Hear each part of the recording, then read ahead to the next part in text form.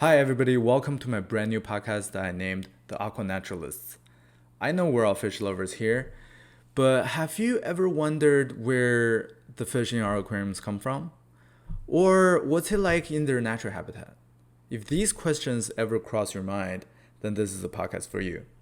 I'm super excited to bring you guys today's episode because not only it's our first episode with a guest, but right out of the gate, we have a heavyweight. I don't even think I need to introduce him too much right here because you'll hear his experience traveling around the world, going to every habitat and just documenting with, you know, beautiful imagery and videos. So when I named the show Aqua Naturalist, his name popped up right away because he is probably the embodiment of the word Aqua Naturalist. So without any further ado, let's get right into it. Before we start, I just want to thank one of the friends of the show who made this podcast possible. I think most people are familiar with the Flipper magnet cleaner, which is the best scraper in my experience. Their max size scraper can even be used on the 1200 gallons that I named the Groot. And the glass on that tank is 1.2 inches thick. For our metric listeners, that's 30 millimeters. And you might be surprised to find that they have a whole range of products, like the deep sea viewer and for your coral lovers, the top down viewer. For a limited time, Flipper Aquarium product is offering our listeners an exclusive coupon code for their website. Just enter TMK underscore Aquarius at the checkout to get a free gift with purchase plus free shipping on your order. That's TMK underscore AQUARIST. Alright, now on to the show. Welcome to the Aqua Naturalists podcast.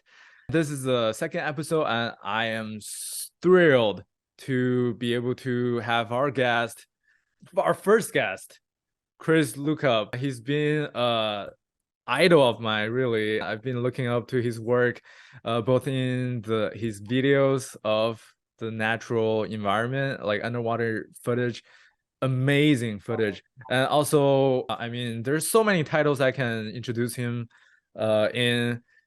Literal rock star, international rock star. He's the Shrimp King, and he's a big time naturalist, photographer, and I just found out pretty recently that he's an artist in the truest sense of that word. He like you paint, right? Right, Chris? Yes, I mean, that's a lot of nice words. I want to give you thanks for that.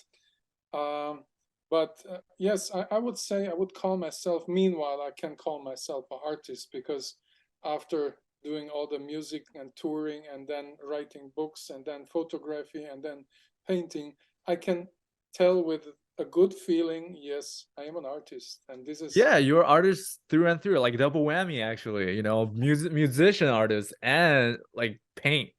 So Mark was saying like that even your whole family is like into art, right? Your wife as well? yes, she's a street art and she did some really incredible work in my view. oh, One it of is incredible. Yeah, I've seen her work. mosaics in Chile and Germany and all over. So I have a lot of admiration for her too, and I think she's doing great work. So my family is a bit artistic, I guess. Yeah.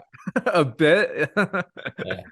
That's You know what's so funny? incredible. It's funny because Mark was telling me that you're the Shrimp King, and I have seen a lot of that's what's interesting about how many titles you have because I didn't know that about you, but I knew something interesting about you with the heavy metal group because you sent me a voice memo message one time and it was like heavy metal playing through, and then you sent me another one. You said, "I'm so sorry, I didn't mean to send you that," and I was like, I didn't know that about you either until he mentioned it too, but it makes sense. Well, yeah, with the Shrimp King, I crowned myself because I didn't want to wait that somebody else is doing it.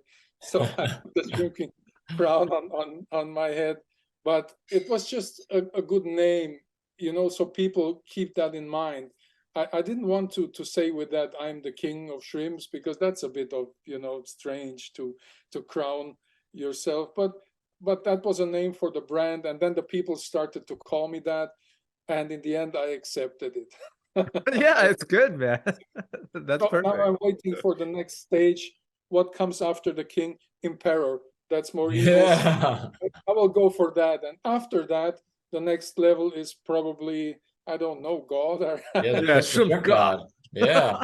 I want to go from one to other level and then to the next level. Well, there's no one above you, so you're already good. You just keep working No goals yourself. to reach, that's why I need to do that. That's awesome. So right off the bat, I'm gonna ask one question, right? So with like out of all the places that you've been to, right? Out of all the aquatic environments that you visited, photographed, is there one that like particularly stands out, or is there like a favorite one of yours, like a one spot? Of course, this is the questions that I have. The people ask me a lot. What is your favorite shrimp species? What is your favorite fish species? And what is your favorite spot on the planet? But to be honest, I cannot tell you because I want to go back to so many places. And if I have this feeling of going back to so many places, then I know that I really enjoyed it. So there's Papua, there's Sulawesi, there's Brazil, Florida, for example, one of the top spots when it comes to underwater filming, these clear springs in Florida. And New Zealand, Australia. I mean, there's so many places, and I feel that I want to go back to, and I want to explore new places. This year will come, for example, I will go to Congo. Oh, yay, with Thomas.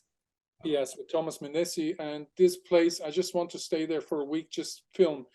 Don't Oh eat, man, don't I really drink, want to go just too. film, do nothing else than film. I will take my friend Corey McElroy with me because I need to drag him a little bit out to nature. He's too much in front of the computer. And of course, I would like to take my friend Oliver Knott too. But with Ollie and Corey, we will go to Eastern Europe, where is this nice creek, this river that I presented last year, I think, or 2 years ago in Bosnia. And that's just is the greatest river that I have seen in Europe. Oh, really? What is it Just called? It's in Bosnia Herzegovina. It's a little country in Europe. And if you see the footage, the film, you will not believe it. I have not seen something like that in Europe, and it's in my top 3. So you can imagine. What's the river's name? The river is Trebijat. Trevijat. Okay. Yeah, but you are invited. If you want to come and join us, I'm happy to take you there, and you will be blown away. I promise you that. It's just amazing. They have mosses that are like 6 feet high, look like a real big thing. Then they have all these water plants in different colors, and you will not believe that this is in Bosnia Herzegovina, and it just blew me away. So for this year, I have some trips. I want to come to the USA in May because I want to film in North Carolina when the shiners spawn. Yeah. Oh. And I want Trust to me do when that. I say this, Chris. If I have the financial freedom and well, the freedom from my family's responsibility and business responsibility, I will be with you like on all of your trips, like every single one of them. I always invite people. I mean, I had in the past, I also invited bigger groups, but with 25 people, I went nuts because I have to take care that they don't step on snakes, that they don't get eaten by alligators and crocodiles, and then I have no chance to enjoy. Footage. But Right, with people exactly. that are more into the thing, like I can tell them, hey, watch this out, watch that out, and then you do your stuff and you enjoy nature, and then I will do my things, and then we enjoy together. But you're invited always. I always want to show people I'm not the guy that wants to keep everything for himself. I think sharing is so important. It's important that the ego learns to share things. So that's why you both are invited. If you want to come with me to any place, that's absolutely fine with me. Yeah, 100%. I think that's so true. And plus, what percentage of these clear water environments would you say that's within the entire freshwater ecosystem? What do you mean exactly with that? Like, So, for example, like freshwater resources only accounts for what, like 3% of the entire world's water resources, right? But yeah, within that, there's like white water, there's black water, and then, a lot of water that's so turbid that you can't see anything, right? So so within that body of fresh water, like what percentage of clear water that would you say, it consists of? well, I probably, well, I don't know all of them, but in the last years, what I have seen and where I have been, there's a lot of clear lakes. But if the water is just clear and you don't have fish and you have water plants, well, it's nice, you know, for Instagram, for some people when they just show clear water. But for me, that is not enough. I'm looking for Right. clear water that has also freshwater plants and also fish. I Yeah, yeah, could yeah. I could film salmons in Canada, a lot of clear water and big fish, but you know, that's not so interesting for me, like a creek of freshwater creek that is very clear in Brazil, and it Yeah. has like 30 species with water plants included. You know, they have water plants like 5, 6, 7 species, and then you have 30 species of fish and invertebrates. That is what I'm looking for, you know, the That's so special. true. Yeah, so the point I was trying to get at is that when I talk about conservation, especially for the freshwater environment, right, to people who have an interest or like they just don't know anything about it, I basically came to the realization that, you know, like it's not that people don't care about freshwater or its environment. It's just that, like, you know, there footage like yours, for example, is so rarely seen, right? Like a good footage of this beautiful environment is just rarely captured. And even if you're a huge nature geek like me, right? Like if I walk by a path or like walk by a stream, I'm not gonna, you know, kind of like just stuck my head into the water and see what's going on down there. So not a whole lot of people is able to see that and to get to know that and then get to appreciate, right? What's so beautiful about freshwater. I mean, like even with the ocean, right? The ocean conservation and for the coral reef, it wasn't until Jacques Cousteau, you know, brought the reef footage about that, people started to realize, wow, like what an astonishingly diverse bio bio environment, all like what a beautiful environment underwater is like. So yeah, I really do appreciate your work because it's not just that you go to these amazing locations, but it's just like the way you shoot these videos somehow. I mean, I know that you don't use professional, like really high-end professional equipments to shoot your videos. Yeah, but somehow, like, you know, when I try to do some of the underwater footage, you know, with the current, you can't balance your phone and then it's like shaky. Share with us how do you do it? Well, I think the most important is before equipment is the light. Mm. So the light, in my view, is the most important thing when it comes to aquarium photography and underwater photography.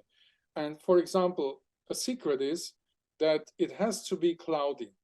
Because if you have full sunlight, a lot of people think that full sunlight Mm. is great and it looks, no, because full sunlight gives you too much contrast.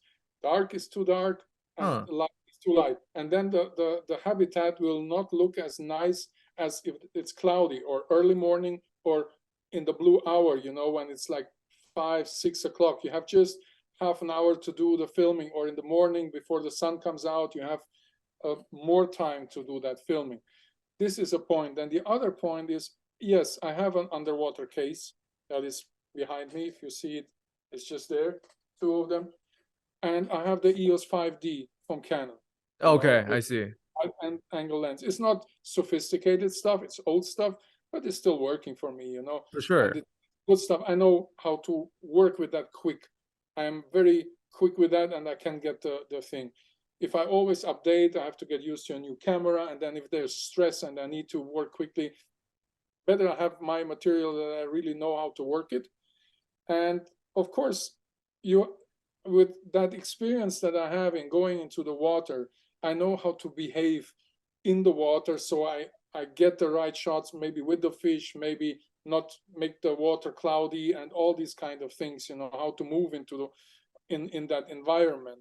So, but it's also the right place, you know. It if you don't have a place that is stunning, amazing, what will help you a camera, you know? Then you can Yep. make a nice photo of a rock.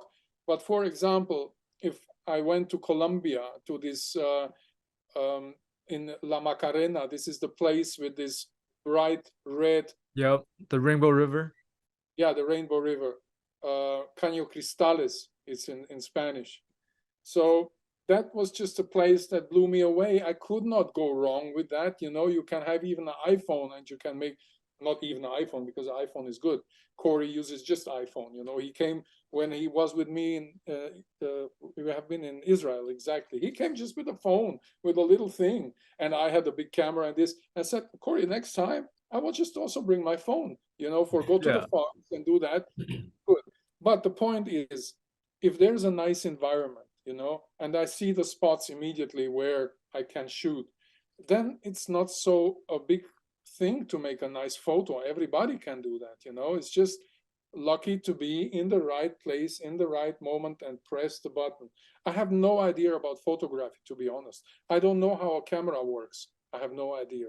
But I know what I have to put there so the picture is good, you know. Yeah. But I could not tell you about a lot about exposure or all these kind of technical details. It's like when I was in the band, I talked to so many people. They explained me about all the technical stuff, how to put the amp and this and that. And then I said, okay, then let's jam fast and do the things. And then it stopped for them there and said, look, I don't want to invest my time in knowing about the technical equipment. I'm not interested. I had a roadie in the end. He just said, I told him, look, I want to have this sound. Do it for me. I just go and play. And this is the same thing I do outside in the water. I like to spend more time to find the right location and then shoot, than to have all this technical knowledge that I cannot keep in mind, you know. Yeah. But I know how to play a bass and I know how to click the button. That's, you know, or use a brush for painting. And this is, in my view, the most important. And of course, talent, because if you don't have talent, and then you can practice 20 hours. And I saw that with the bass guitar and with the photography, it is like that you need to have a certain amount of talent to reach a certain level.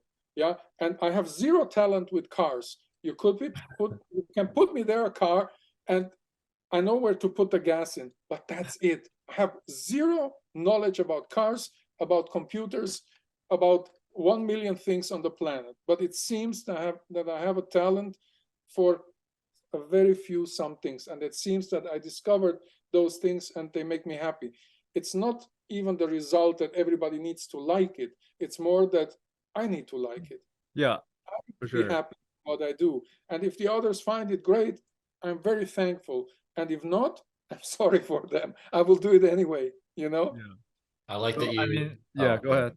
I was gonna say I like that you mentioned the talent, because at first you said anyone can do it, and I was gonna say we could take one of my videos from the Florida rivers and put it up next to one of yours, and it will look way different. It's because I don't have that. I haven't built that skill level up yet, and I started taking videos and I started seeing your videos, and I was like, wow. I was reaching out to you about that.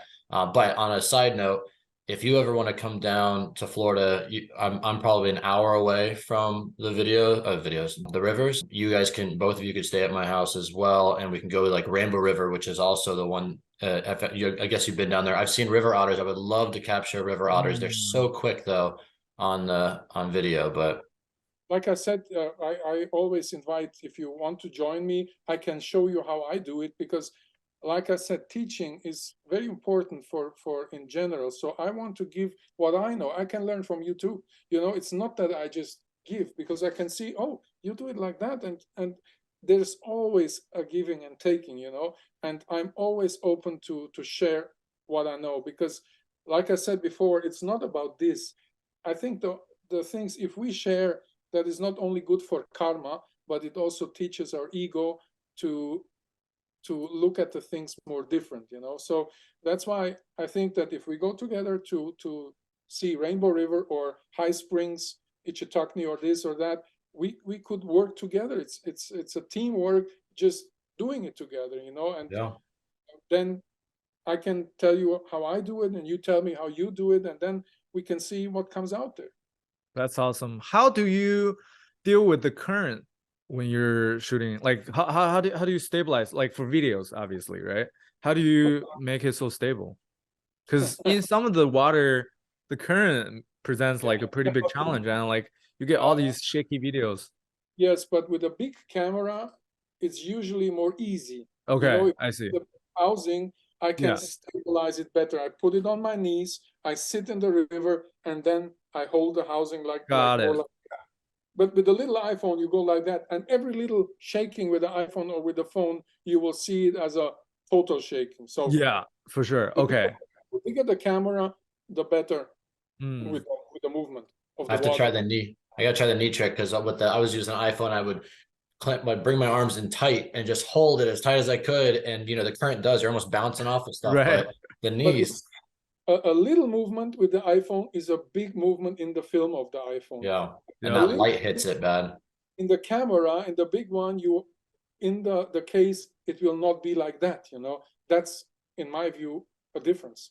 Yeah, for sure. So maybe with the GoPro has a pretty nice stabilization. I'm not a fan, I will tell you honest, I'm not a fan of GoPro because I Oh, how feel come? I did the tests with different cameras, with pocket cameras, with phone, with GoPro, and with the big cameras.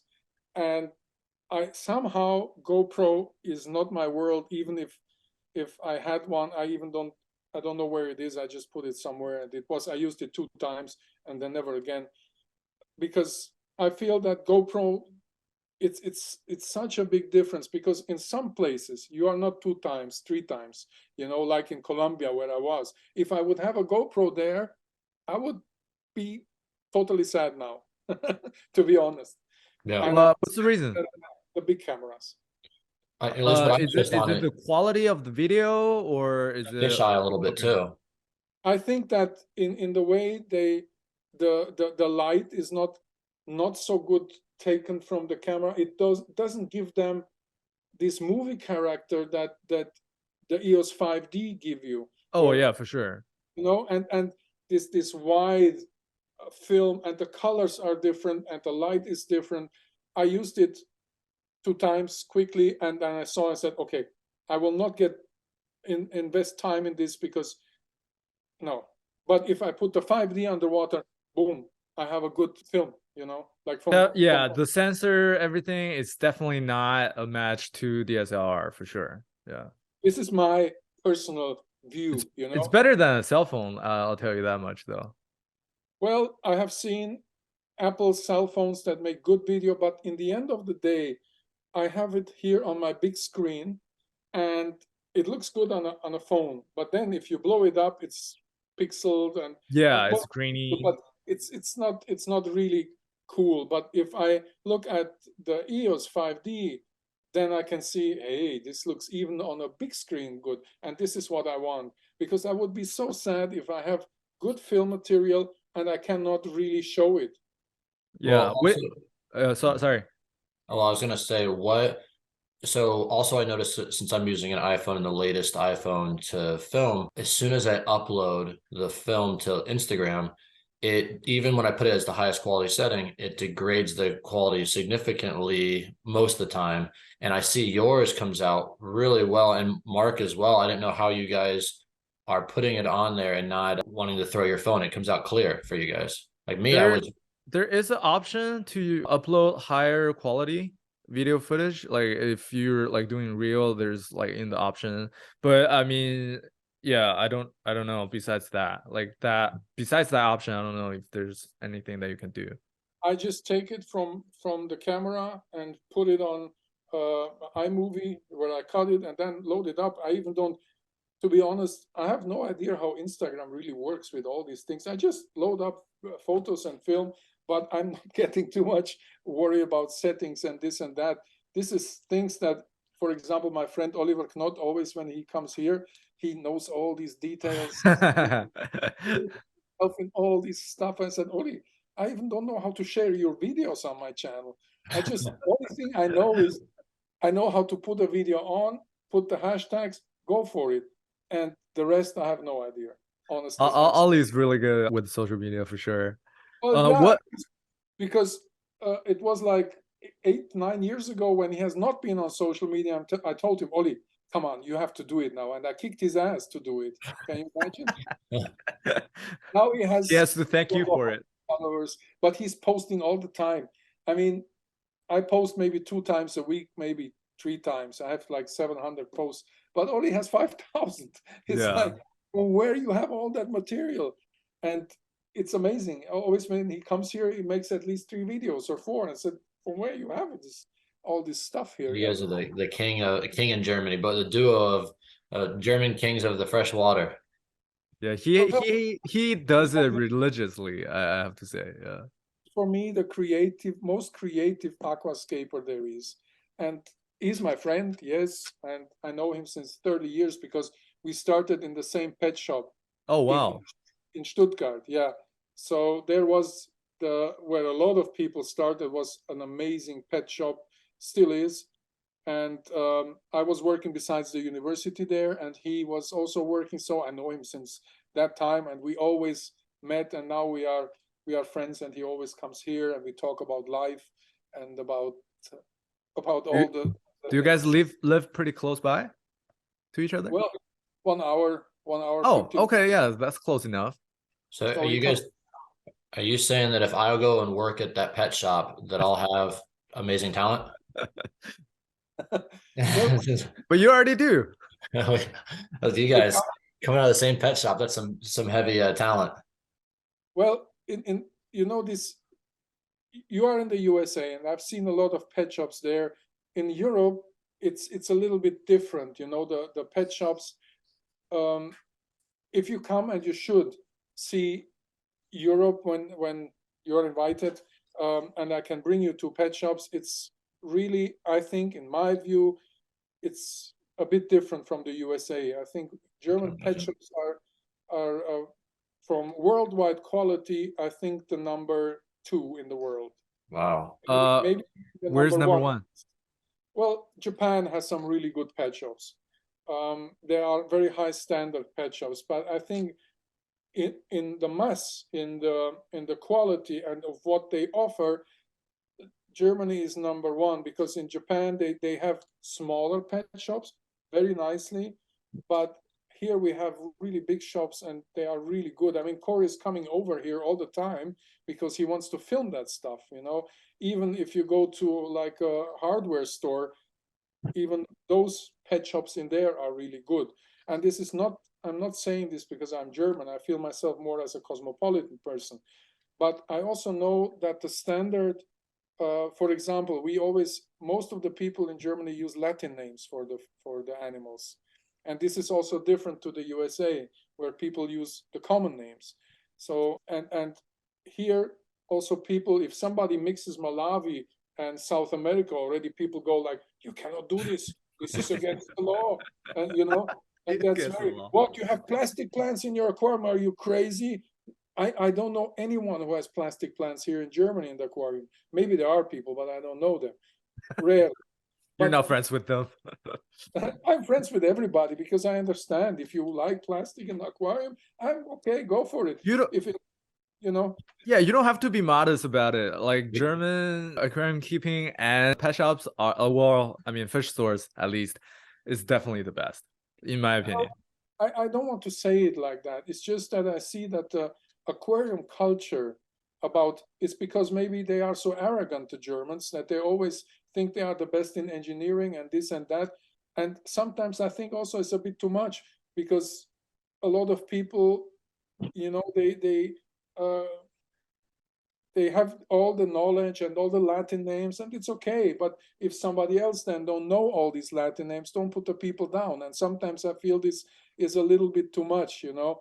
But it's in the end of the day, it's that we all have fun with aquatics, you know. Absolutely. And it's just that I see that the standard of the people, how they approach aquatics in Germany, it is different from UK, France, because I've been all over Europe and the world, and I looked at all the places. So I think that I can tell. I mean, so I've seen some pictures of a German fish store, and I visited Germany, and back then I wasn't like, I took a break in fish keeping, so like I being myself up like every day for not, take advantage of that to visit like, the fish stores on that trip. But I've seen some pictures in the fish store. Basically, not you don't just sell fish, you don't just sell plants, but you sell like the plumbing hardwares, right? Like bulkheads, like whatever valve that you need for the filtration setups and everything. That is like just Disneyland for me. So I wish, our fish store is like that, like here in the US. I mean, we have some really nice stores as well, don't get me wrong, but then it's just the level of Mass produced. depth, So right? The level of depth is very different. Well, we have I would say every 60 miles, we have a pet shops that is 1A standard, like really big, really good. So there's like 2,500 pet shops in Germany, and Germany is like the state of, I don't know, California, even smaller.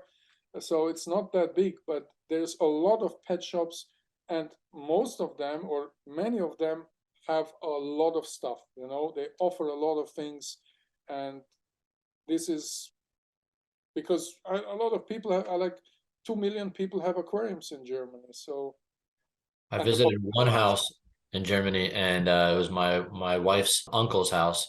We went there, and he had a fish tank in there. Like, and that we started talking immediately about it. But the one house I went in there was a fish tank already in that place. well, like I said, 2 million people have aquariums here, and the way they are approaching it, that is for me. We had this talk when I was in Las Vegas, and there have been American YouTubers and Oli and me from Europe, and we had this sit together, and some people recorded it, and we talked about the differences. I mean, there's great stuff in the USA, for example. I mean, I always love to go outside in nature in the USA to film the creeks from Florida to North Carolina, even Mississippi, Alabama, Georgia. There's so incredible places to play, and film the darters, the shiners, and all that stuff. But here in Germany, we have not that many creeks that you can find such a variety in fish. And just imagine, just in Alabama, you have 80 different crayfish species. Jeez. 80. So So, there's a lot to film underwater there. are you the Shrimp King and the Crayfish King? I would Someone. consider that I am in the world, I think, when it comes to crayfish. Nobody has collected more crayfish species than me. I've published several books. I described several species. And I think when it comes to crayfish, I can say that, yes, I Let's go. did a lot of work with crayfish, more than anybody else on the planet. That's But awesome. To change your name to a crustacean king. Yeah. yeah, I always have to crown myself. I always No, and you're not egotistical, and that if it's true, it's not an ego thing. You that's Some your. people understand it wrong, but the point is that yes, crayfish is, I do that since 25 years, very intense. I describe new species, I discovered new species. I've been on 5 continents, collected 500 species, photographed them all, written books and all that. So I guess I can say yes, I am with a good feeling, because I spent so much intensive time on them. Even it's really dangerous, when I went to Mexico, they always want to kill me in Mexico, or Papua New Guinea, where they also want to kill me because you go to secret place, to these holy places, like a holy cave, and then I came out with a crayfish in my pocket, and the whole village was outside furious because they thought that I will, when the women are pregnant, they go into this cave, and if the crayfish walks up, it's a boy. And if the crayfish walks down, it will be a girl. And now I had all these crayfish in my pocket. You can imagine what they thought. We tried to explain them with science. They didn't care. They wanted to kill us. Yeah, that culture over. And then they run after us, and we had to fly out because they wanted to kill us. Wow, that's serious. The guide that we had on this trip, I have never seen him again. I don't know what happened to him. They have been so furious with the guy, and in Papua they closed this area for 40 years because they still kill people there. with bow and arrow. You can see I have a lot Yeah, of like manhunter, right? Like There's been headhunter. reports of headhunting there. yeah. So every time Wow. in Papua, and I've been there a couple of times, they want to go after me because they say every place you go, well, this is holy land, you have to pay for that. And then you bring them, Yeah. and in 10 minutes they come again. Well, the water went all down, the water that you paid. So this is new water, you have to pay again. And Oh, and then they want wow. to kill you with the machetes and all that stuff. And in Mexico it's the same. When the Mexicans are drunk, they just say, hey, gringo, dame tu camera. And that's it. I'm not fucking Santa Claus. And then they got angry with me and start shooting and all that Oh, stuff. Wow. Jesus. I was a little bit too brave. I said, I'm not fucking Santa Claus. I will not give you my cameras. And then they got really angry. But Oh I my look God. Mexican and I speak Spanish. So for me, it's more like, I Yeah. try to be on the same level, but then And they, you're a rock star, so like you have that look. I mean, like if I go there, yeah, man, but if you are a rock star there and they know it, they even want more money. So that's true. I keep my clothes dirty, and I try to stay under the radar because all these gangs there, and yeah, I always was in trouble in Mexico. I mean, we played with the band there a couple of times, and I played in Mexico City with the band and in Guadalajara and so on. And then some people from the audience, they always knew that I do that. So I saw the flags because always these guys, they raised T-shirts or flags with a crayfish or a fish. And then I could spot them. I could say, you guys, after the show backstage. And right after the show, I jumped into their car and we went outside. They took me to secret places and hidden ways. And they said, well, we know the people here that deal with the drugs. So we know them personally and we checked all that and you don't have to worry. But if you are alone, then it's really, really dangerous. I would not recommend. Is that like is the Mexico experience the craziest experience you ever dealt with, or like Being shot by arrows. share like could you share like top two or like top three of your Well, craziest experience? there's some places. I mean, Papua is dangerous. They always get angry because in some places they have not seen white people. When I went to some places, they look at you and they come and touch you, and I had very long hair. And when I have my hair open, then I did not know that in some places, when a man wants to marry a woman and he brings a scalp, that's the highest thing that he can offer because they also have these tiny little hairs, not really hair. And I had this big hair to my Oh my waist and that. God. And then people told me, hey, you should not do that because you're out in the jungle and there's people with big bows and arrows. And I still have some down because there was a story. I was in the river filming underwater and there was a warrior on top of the hill and he starts screaming with me with a big bow that was like, how much is that? 2 meters. That's about 6 feet. Like 7 feet. 6, 7 feet. And they had arrows. They are like this, also like 3 feet or 4 feet. And he Whoa. was pointing at me, and I was so angry that I said, "Well, you know what? I'm tired of you guys always coming and interrupting me and trying to kill me." So I said, I took all my money. I took all my money and I went up to him and I said, he will not shoot me. I'm not ready to die, or this is not my time now. I was so confident, and he looked at me and I stopped in before him and I gave him the money in the hand and said, here you have money and my silver ring and leave me in peace. He looked at it. I said, give me your bow and arrow for that. And he gave it to me. I have it Oh, done. wow. And you know Oh what my happened? God. The next morning, all his friends came with bow and arrow and they wanted to sell me their weapons. Naturally. So, Wow. and but there's also like this story with the holy cave where I went inside and I took the crayfish, and the next morning they run after us. They wanted to kill us, and the only police station we went into, only police station that there was in a radius of hundreds of miles, and there have been 2 Indonesian guys in there, not Papua guys, because they are different. Indonesian guys, they come from Jakarta. They are police, and they had 2 machine guns, so they could protect us. But there was outside, there was hundreds of people rebellion, because we wanted to exterminate their tribe because we took the crayfish out. So the next morning we had to fly out, and Mexico is the same drama because all of these narcotic gangs, the cartels and all that.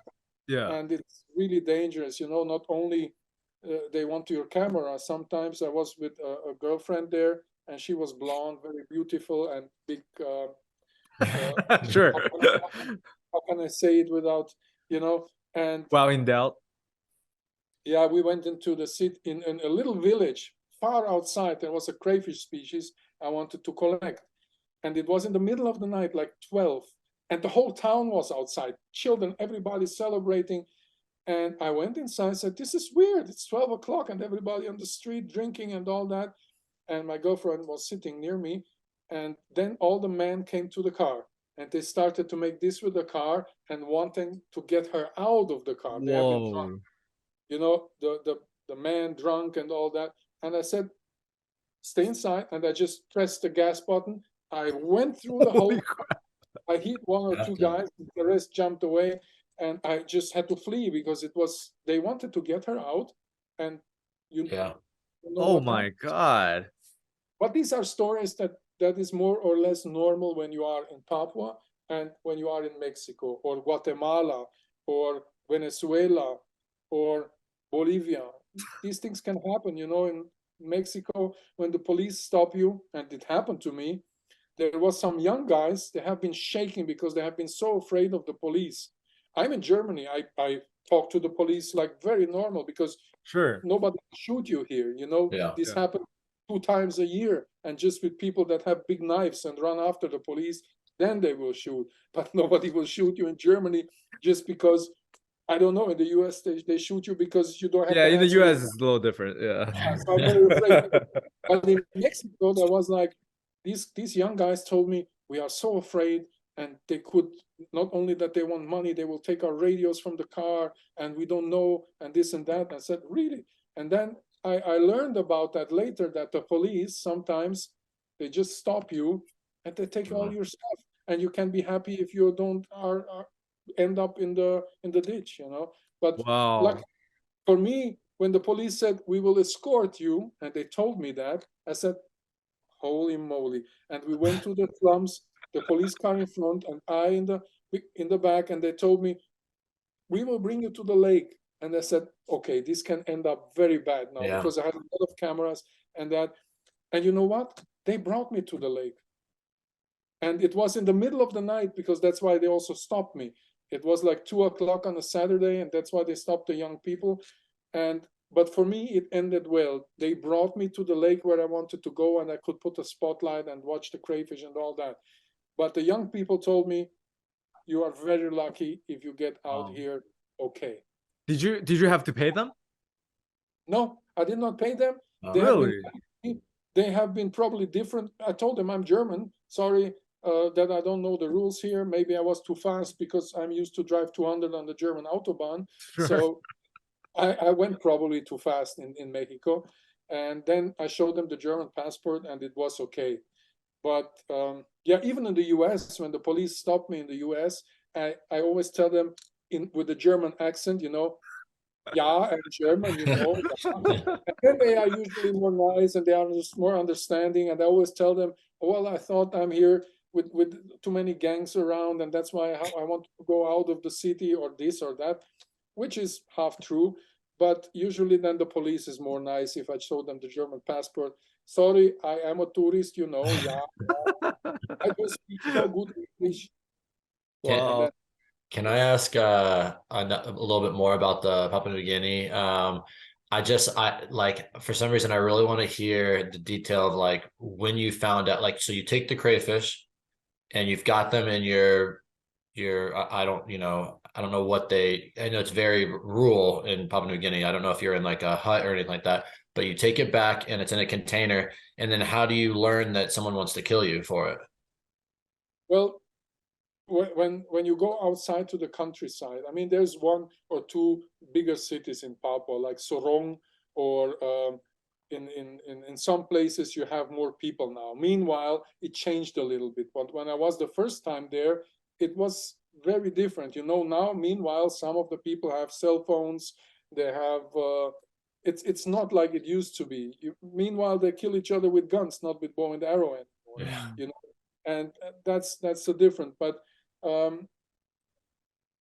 back then, when I was there, like 10 years ago, and we went to these special places, the people in the village are not very educated, you know. They have no idea about science. If you want to explain them about science, they don't care. They have their stories from the past. The crayfish goes up, it will be a girl. The crayfish will go down, it will be a boy, or the other way around. And this is what they know, and this is what they follow. You know, you can't tell them, well, I just take one crayfish, put it in alcohol. They will freak out. You know, so because you want to kill the tribe, because you take the crayfish and then they will have no more babies. Oh yeah, no. Did you say to put the crayfish in alcohol? I always put the well, usually I put them in alcohol, because if I work with them, science, you know, I have here my jars, and this is a big crayfish, as you can see, you know. Oh, to preserve them? Yeah, But not to keep them alive, right? Well, I keep them also alive, but sometimes for science I have to preserve them. If okay, so the alcohol is for the preservation. Okay, I see. Because if it's a new species, I need to preserve them, to measure, do the measurements, do the genetics, and do all my work. Gotcha. I imagine you take this crayfish, you put it in alcohol, and you're sleeping, and then someone's at your door upset. Yeah. Well, essentially, I came out of the cave, and somehow the people saw our two cars, and the village was just hundreds of meters away, maybe 200 meters. I don't know how much that is, in maybe a quarter of a mile. And of course, the people saw us because we looked so different with two modern cars. And then everybody came there. And I took a video there because everybody got so angry and loud. I said, I will film this no matter what happened, you know. So just maybe somebody will find the camera and then they will see what happened. But then they started to argue with the guide that brought us there to this cave, because I told the guide, I will pay you and you bring me to places because I need this, this, and that. I said, okay, I know a couple of places. I will bring you there. So we stopped at the cave. I went inside. Another friend went inside also. I got some crayfish, and I heard already outside the big blah, blah, blah drama. And why are white people here? And we don't like that, and this and that. And then they had a big fight with the guide. And when I came out, they came to me and said, put them back, put the crayfish back. And I broke a leg because I said, okay, I will keep a leg to make genetics, which is not a problem for the crayfish because it will regrow. Oh yeah, it will grow back, right? It's not a big deal. I can imagine that was a big deal to them. Yeah, it was a big deal to them because they said, put the leg back. And the next morning when we wanted to fly, we had to fly out. They came even to this little airport, which is not an airport. It's just a grass thing where you take off and there's nobody will control what you take. But the people came and they wanted to see if we have any crayfish from that place. Wow. Bring them back, you know. So that's really difficult. And like I said, when I came out of the cave, already there was a big disaster. So we said, okay, let's jump in the cars and let's run.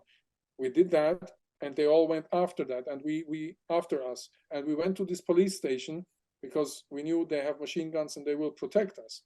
And we went inside, and then we talked to the police officers and said, okay, we will protect you, but next morning you have to leave. And that's what we did. Yeah. Okay, I want to take a second to thank our sponsor, Nature Design Studio, for making this show possible. From high-end to super high-end aquariums, Nature Design Studio will design, build, maintain your dream aquariums and other nature oases like paludariums, living walls, koi ponds, and even reptile habitats. Visit naturedesign.studio to find out how your dream project can become a reality.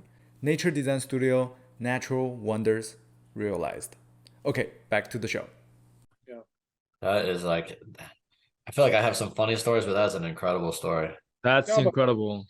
This is I mean, like, you know, if our listeners or like our viewers ever want to join Chris on his trips, you know, this is like we prepare you for that. This is you gotta be ready for it. Yeah, actually, Chris, I heard that you find a lot of people that are slower than you can run, so you leave them behind and run to safety. I cannot do that because Or is perfect.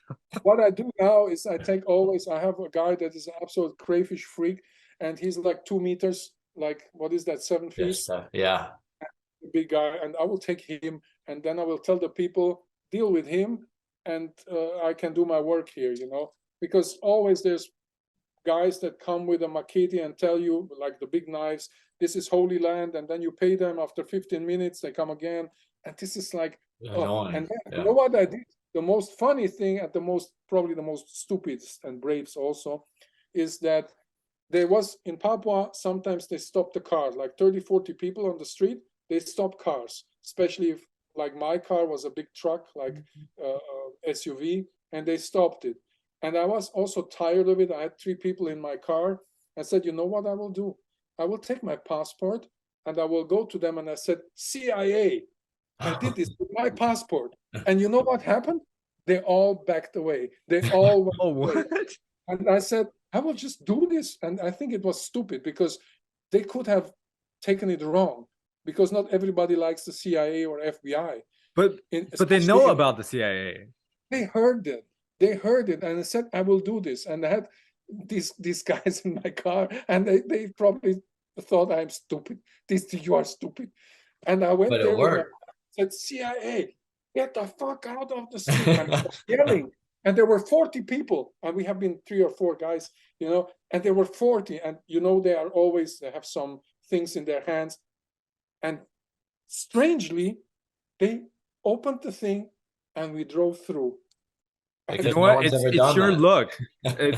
Honestly, it's your look. With your look, you say you're FBI, CIA. Like, I don't care. I believe you. Like, if I do that, imagine if I do that, that would be a whole different story. I think it was just stupid, because they could have gotten really, really pissed with me. Yeah, but it's that confidence, I think, too. Like when you walked up to the guy with the bow and arrow. It's just for sure. I had the confidence, and there have been mostly young people, like from the age of 16 to 25, so I think I scared them.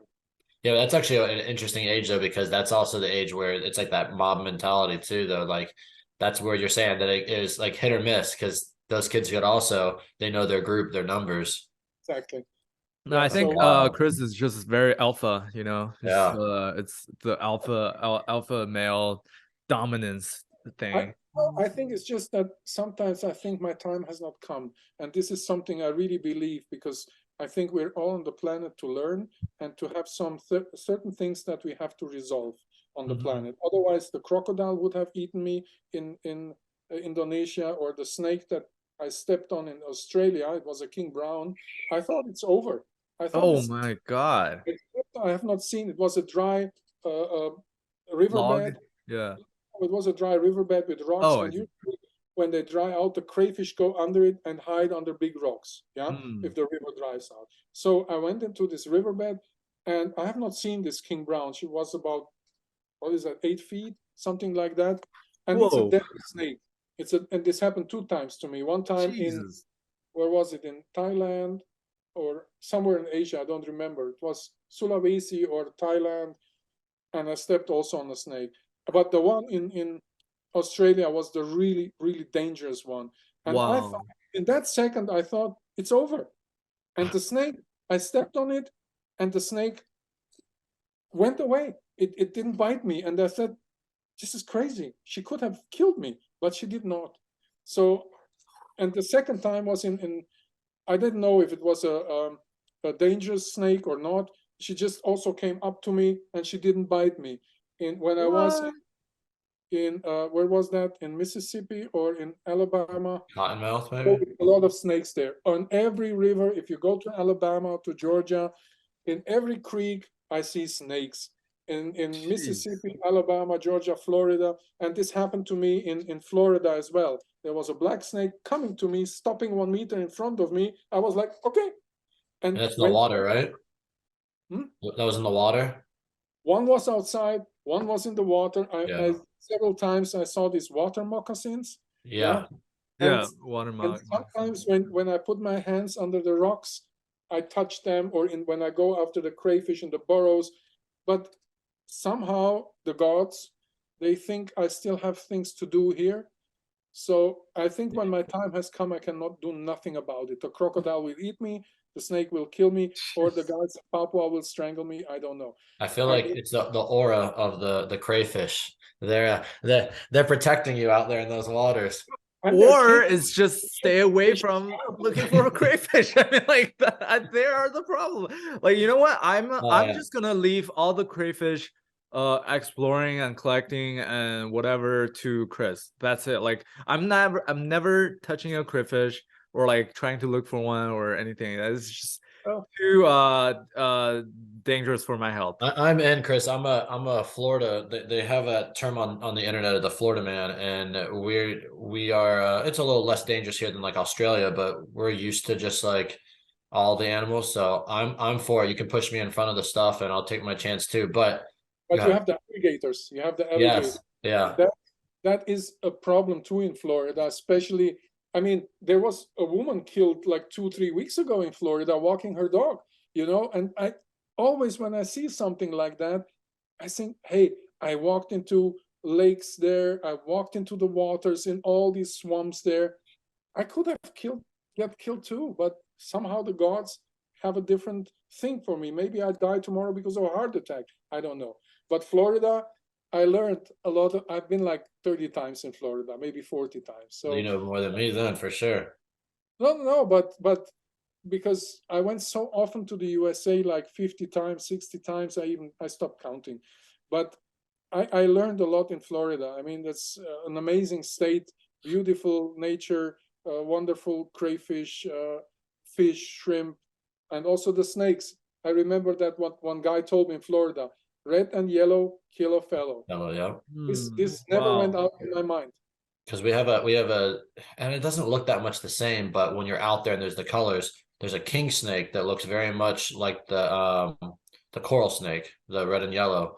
And Yeah. so you should just not touch either one of them. But the idea was the reason they say red and yellow is because the other one looks very similar, as if you should, take your chances. But how did you get I haven't heard this before, so how did you get into crayfish? Like where did that start? Because I didn't know this about you other than the Shrimp King when Mark had mentioned it. I've seen the pictures, but I did not know you were like you've discovered species. That's amazing.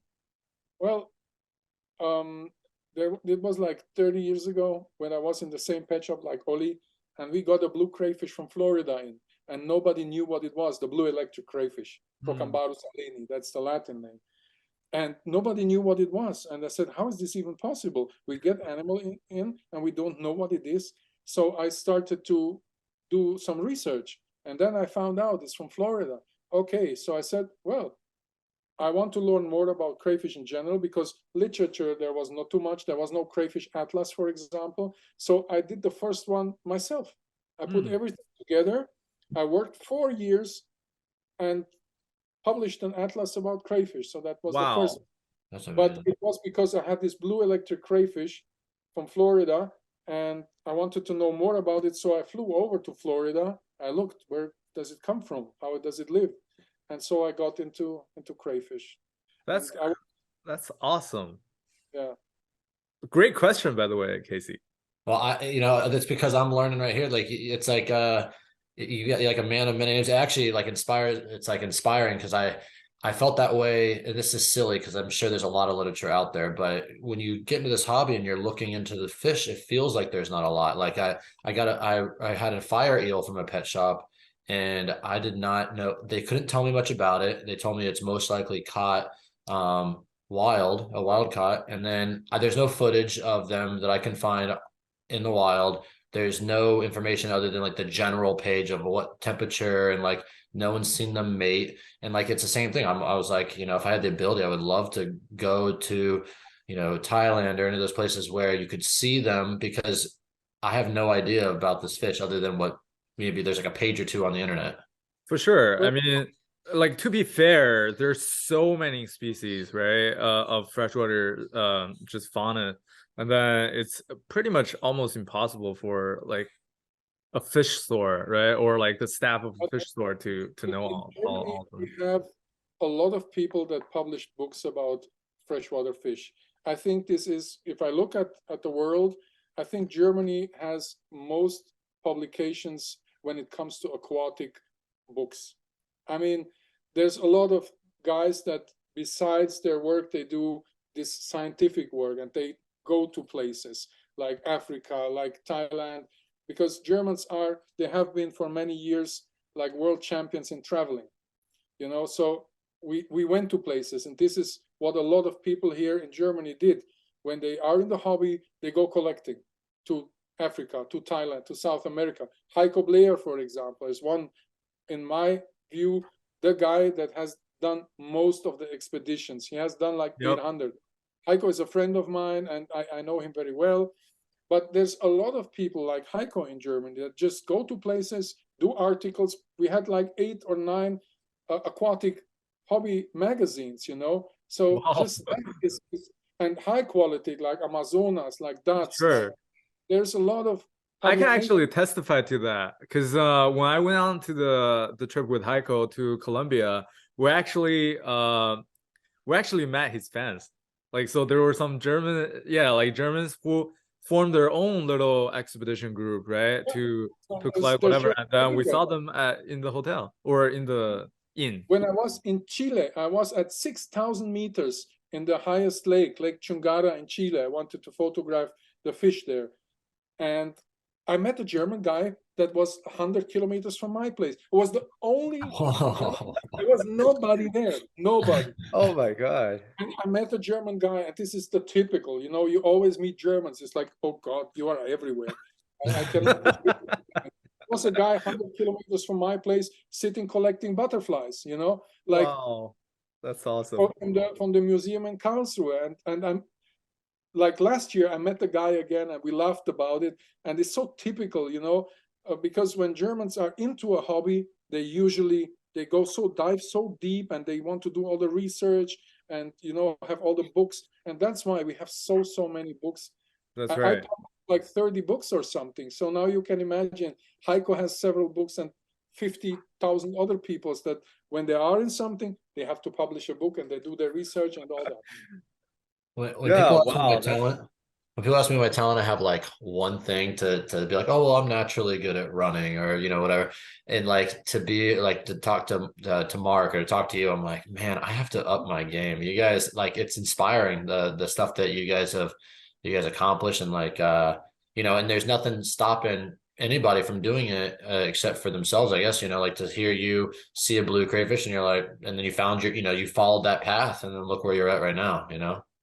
Yeah, I think that if people ask me what I can tell them about life, you know, because I'm very deep into spirituality, into, you know, all these people that are clever minds when it comes to life, I just tell them, just be brave, just do it. Yeah. What will you lose? Nothing. You do it. That's the only thing I can. Don't be afraid to live. Do it. Yeah, well, that's what I have to say too. Yeah, and thank you so much for you know, comparing me to Chris, because he's definitely we all three have the same spirit, because what we all three do, and many other people in aquatics, we are fans of the hobby, so we have that in common. I don't see it with levels. I'm not interested in that. Like I told you before, that I can learn from you when you show me how you do it. I can learn from you about your fish tanks, because you have your experience, and that is value, you know. And no, it's not that, it's just other experience, and I can learn from that too. And the same is for me, because you can learn some things from me. But there's no levels. There's just like different colors. You are green, I am blue, he's red, but we are all colors. You know, there's no levels. That's what you notice about the hobby, is that it really is, a lot of times that's why the forums and everything and Instagram, everything is so good to connect us, because there is so many variants that happens between the fish, the hobby, that the experience can be transferred like that. I have a funny question I didn't think I was going to ask, but we've had enough humor on here that I can ask this. Okay, it's just a joke, but have you ever heard the term, at least here in the United States, they'll call someone like a shrimp dick? Have you heard that before? No, but okay. So I thought, since you're the Shrimp King, you could answer this for me, because I had someone ask it as a joke the other day, and it was, when they call, because it's like to say a guy has a small penis, I would think, right? When they call, this is really silly, but when they call you a shrimp dick, are they talking about, is your penis the size of a shrimp, or is your penis the size of a shrimp's penis? And But you know, there are shrimp that grow up to 30 centimeters, like one. so There's it can be a good term. and there's crayfish even bigger. So, but you know, this is I didn't know that. I have to do research Well, on that about case, I feel like I understand the biology of animals enough, but I actually don't know how, this is gonna sound silly, I don't know how shrimp actually reproduce. Do they even have that anatomy? Or see, okay. So then it can't be that. So it's gotta be, yeah. I did no, not no, know that. mine is anyway tiny, so it's okay. Well, same. So you know what? Maybe that's what we do. Mark, do we have that all in common? We have it all in common. Yeah. I hate to bring it to you guys, man, but you know.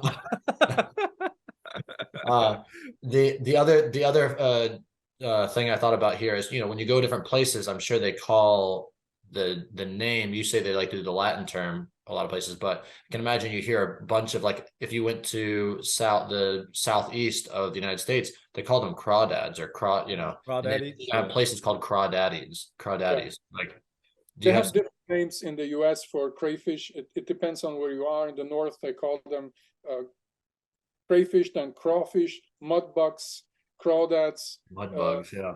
mudbugs. Yeah, so there's different names for crayfish, but um, there's a universal language, and that is Latin. You know, if I speak to people from the hobby, I usually use Latin names because I can speak to somebody in Romania using a Latin name, somebody in the US, and if we are 5 people from different countries and we use the Latin name, we all understand each other, you know.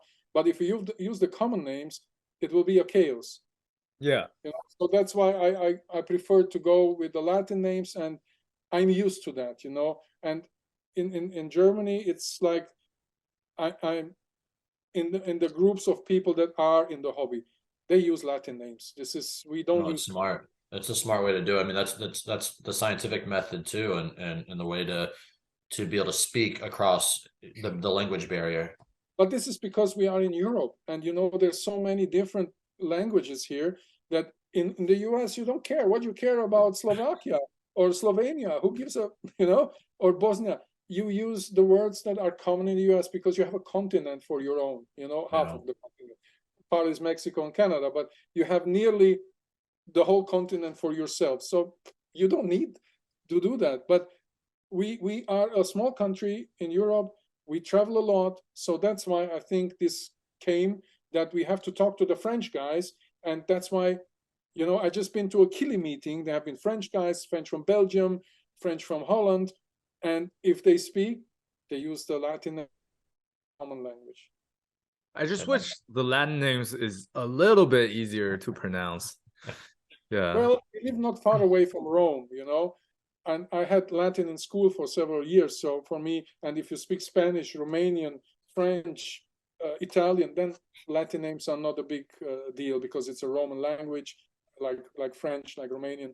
For me, I can keep this. For me, it's even more difficult to keep the 5 common names of a fish. You know, it's like that's too much for me. Yeah. Yeah, I talked to a lot of hobbyists in China, and it's like Latin names just impossible. Like, like I think for most of the Eastern Asia countries, yeah, like Latin names just But impossible. for me, it's also difficult to pronounce or to read Chinese. You know, I mean, Yeah.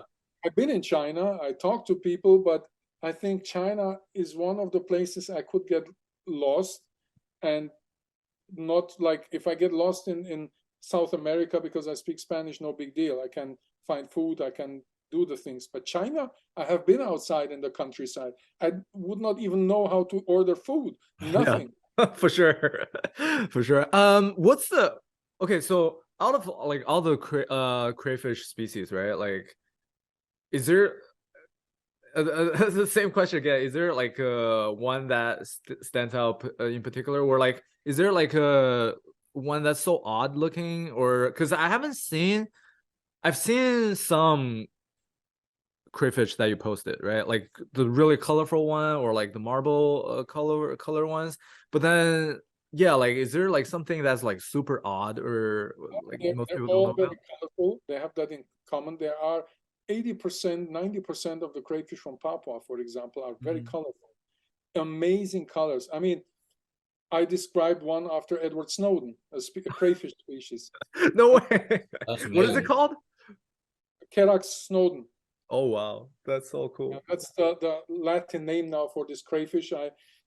Because I am a fan of Edward, and I also named one after, just like 2 months ago, after a German left-wing politician, and it was all over the press in Germany and TV everywhere, because I'm very political. I am very pro-peace and against every war, so I open my mouth always when there is some things, and I get involved in political stuff. So, but special, I would not say. I mean, of course, these crayfish are special for me because I make a statement, a political statement with them. But other than that, I would say they are all very colorful and amazing creatures. You have crayfish that are pink and blue and yellow in one crayfish. That is mind blowing. Does it transfer into the saltwater realm too? Are they the same kind of species? Because the mantis shrimp is, I wasn't sure if. Yeah, they have super nice ones but I keep totally out of saltwater because I am so focused on freshwater. I want to dive deeper in freshwater than getting distracted with saltwater, because then this will blow my mind, and I will be This is exactly what I feel like. Like that's the reason why I haven't been, like dabbling in saltwater, is because I don't want to lose that, like my focus on freshwater. Because I mean saltwater is like just so fascinating and splendid too. So it's like it's too much. I think yeah.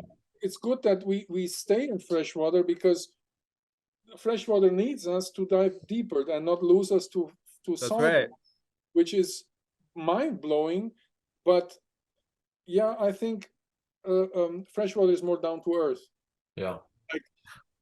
Like, We might all have that in common. I feel like I grew up with the oceans and lakes all around me, and I love the ocean. I love being in the ocean, but it hasn't pulled me into the hobby that like freshwater has. And I don't, even my wife was like, "You don't want coral?" I was like, I I don't, like, not right now at least. I like freshwater a lot more, and it just, I don't know, feels more down to earth, like you're saying too. it's like more, I'm connected a lot to water, and I feel that freshwater, I have here my aquariums. I have a special aquarium room also, but I want to stay with that because I like to work in a concept that I can dive deeper and that I can explore more and leave also more as a heritage, I would say. If I find more out about crayfish or about fish or about all that stuff, I can write it down. And because with salt water, it will probably take another 30 years to come to a certain level to understand it, because saltwater is worldwide, but freshwater is limited, in my view, to certain places. You have 700 species of crayfish out there. I can do that, but you have thousands of species of crayfish in saltwater that are not even discovered. So that is too much. Do you get interviewed, like, so like in colleges or in general, like marine biologists, do you get calls, or do you find out that your book has been picked up in a university? Because I feel like you have such knowledge and you have those books out there. I could imagine that they're being utilized. Well, I was consulted by different governments. I mean, I was in Indonesia, for example. I gave a talk in the Ministry of Oh wow. Agriculture. Then I worked for the guys in Chile. I did some work for Fish and Game in the US, in Cool. Europe, France, Germany, and so on and so That's on. amazing. I gave talks in Russia, in Chile, in Brazil, I don't know even where, everywhere.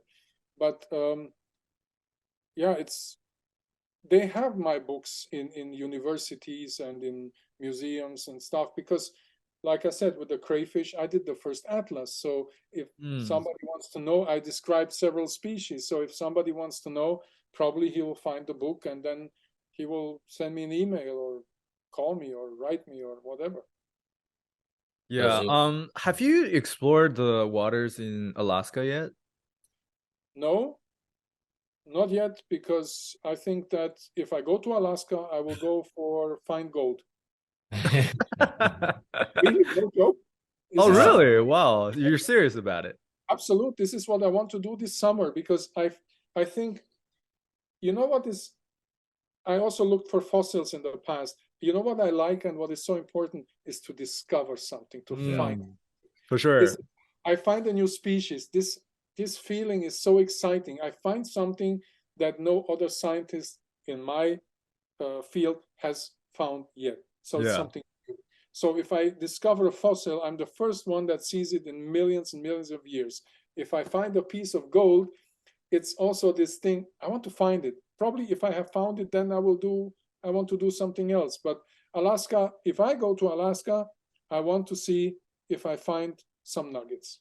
That's so interesting because about the fossils, that's exactly what Sir David Attenborough, yeah, Yeah, that's what he said. Like you're the first person that sees it like in millions and millions that's of why years. I understand him, because I know this feeling if you see a species for the first time or if you find something. This is the explorer spirit that, like Humboldt, like Darwin, all these people that want to discover things. Yes, We have that in common, you know. We like absolutely. these things. We are people from different countries and we understand each other better. What do I have in common with the German guy that works in the car industry, except the language? Not too much, you know, maybe Yeah, culture, you can say. But I have much more in common with you than with a guy that works in the car industry and has a total different way of enjoying things or thinking or this and that. So it's time that we put out all the borders of the planet and just be one family, you know, yeah, one that's family, and no borders. There's just the imaginary borders that we create and then we have to follow. That's so stupid. I have been all over the planet. I've never seen a border. Have you? no. Like, Well, I mean, like, there's the wall that our yeah, our you have the president wall. built. But we had the wall in Berlin too, and we teared it down. So I See, think, I moved Well, from China where we have the Great Wall to the US where we have the Mexican border wall. yeah, but in general, there's, if I go from yeah, uh, not Germany to naturally. France, yeah, I can hear France is 10 minutes away from me. I just walk through the forest and nobody cares. Nobody will stop Isn't me. it I'm like like, Strasbourg? Am I saying that right? Strasbourg is like a mixture of French and German, a German town, right? it's one of my favorite places to go. If I go to a city, it's Strasbourg, because Strasbourg. it has a German culture from the past. It has the French input, and it's just an amazing. Have you been to Strasbourg? I I actually went to Freiburg and I didn't know that I think Oliver's from there, right? No, Oliver's from a bit more north, like the Oh, top. okay. But Yeah, I ended up going to Freiburg. We didn't make it over there, but I wanted to. Once I found that out, well, I was here. Another note, real quick. I was on the Autobahn, but I didn't know that I was on the Autobahn, and I'm driving for my wife. And I thought the Autobahn was like something like no one had to explain it to me. So when I got on it, I was like, yeah, there'll be a place where I can just drive as fast as I want. No big deal. Right. And I get on the highway system is like the whole highway system is the Autobahn, really. And so when I was on it, I didn't know I was on it. And I'm in a car that's half like electric, it's like a hybrid. So anytime I want to switch lanes, I'm hitting the gas and it takes a very long time. And by the time I go around a car, there is, a BMW or Porsche like flickering its lights, like get out of the way. I'm Damn trying my best. tourists. I'm realizing this car's they're just flying by. The Autobahn is the whole way. So I'm doing that, and I missed the ability to go to Strasbourg, but I went to Freiburg and through the Black Forest, and my wife wouldn't let me stop into any streams, but I got to go see some waterfalls, and it was pretty good. I mean, Strasbourg is an amazing place. I love the spirit of the 1700, 1600, and they still have these very old houses there. And it's like from here, maybe 45 minutes. So I just love to go to that place. And if you ever come to Germany again, I will take all my friends that visit me. I went with Corey, for example, I have 8 castles here that are 1,000 years old. He was not even interested. I went with him and he asked me, so when we are going to the next fish guy? I said, hey, we are in this place. It's 1,000 years old. And Corey was like, and also there was, he came one time with another friend, also a YouTuber, a friend of him. I took them to these old castles. They have no feeling. They just said, bring us to the next fish room, to the next breeder. But usually the people that I bring, I had a group from Israel here, 50 people. They came with a big bus and everything. I took them to the forest, and they have been like children. They find all these mosses. Everything was green for them, and they freaked out. For them, that was a total highlight. The castle with the mosses and the old trees and everything green stuff and ferns and this and that. So there's Mark. I don't know if you've been, but there are castles everywhere when you're going through Germany. But for me, at least, every single one's amazing. I want to go to each one, and I don't know if I was doing anything like illegal. I'm trying to see. I cannot remember the place. It's a very like fancy German area. That's what is it? Neuschwanstein. I can't pronounce Neuschwanstein, yeah, I've been there. There's one more, but there's this other place. I cannot. My wife's gonna kill me because I cannot remember the name of it right now off the top of my head. But it's got like the Roman baths almost, like the people. That's Trier. That's Porta Negra. That's just an hour from here. But I have a castle 1 mile from me. It's 1,000 years old. And if you come, we can sleep up there because nobody's there. We have 20 castles around on every. Is it just vacant? So when I went to one that was kind of in ruins, and I like it was boarded up, but there was a gap in the boards. And like you're saying, I know it's silly, but like a thing that I have in common with you is the exploration part. And like my wife's like, don't do that, you're gonna get in trouble. And I was like, I'm an American tourist. I don't know the rule. And I wanted to just go into their like catacombs. So like it is the base. And I went down in there, ran around, said I was in there, and came back out, you know? In Germany, it's not so easy to get in trouble. Usually the police, they are very friendly, very nice. They will talk to you and nothing will happen to you. And my intentions aren't bad. It was just to explore anyways. No, it's not like and there's no fences here. There's no trespassing. You can go everywhere, you know. There's no, you cannot go to the houses of people, but we have no fences outside, like no trespassing, like in the US in the forest. This is not existing here. So I have a castle here. One is like 2 miles, one is 1 mile, and nobody's there during the day. In the weekend, maybe 1 or 2 people, and the other one, the big one, yes, there's like 10, 15, 20 people when you go. But the other little one that I have here is an incredible, nice old castle. So you can even sleep there or have a little fire there in the castle. So wow, that's so cool. I definitely want to find that castle or take you up on that if I come back to Germany. Germany has so much to offer. I mean, like, because unlike you, I'm a huge car guy, and I actually went to Germany to do pay a homage really to the big German car manufacturers. So I did a reverse C from Munich all the way up through Bavaria. I actually went to the Nürburgring to drive on the racetrack, and then end up all the way to Berlin and flew back. So I visited like BMW. I went to Stuttgart, to visit Porsche and Mercedes and all that.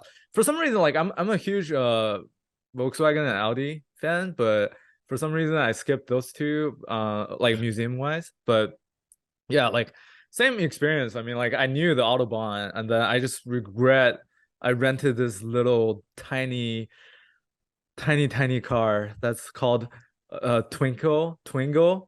It's a Renault Twingo, and then like the max out I could do on the Autobahn was 110 miles per hour, right? But then I just see Beamers just go like boom, like past me. I regret to this day that I didn't rent like at least a decent car to enjoy them. Cars. I was together with the daughter of the guy. He was one of the managers in Porsche, and he was the one who developed 911. His father actually did the 911, and the father of my girlfriend, did the Cayenne. He was the manager. Oh wow. Yeah, and he had 3 Porsches at home, very exclusive ones. And I never drove with him in the car because he always wanted to take me. His daughter also had a Porsche, but I said, guys, I feel so in these Porsches. This is too. No, I could not.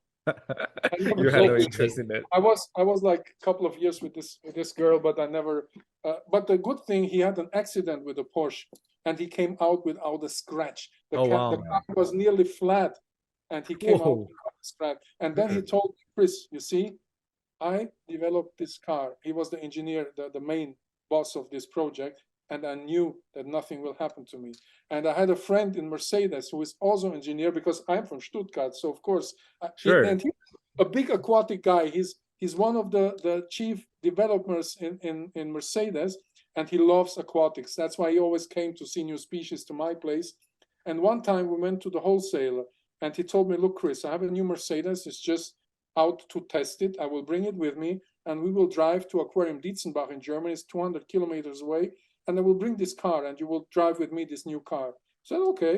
And then on the road, he told me, Chris, you want to see what this car can do? He drove 200 kilometers per hour and did this.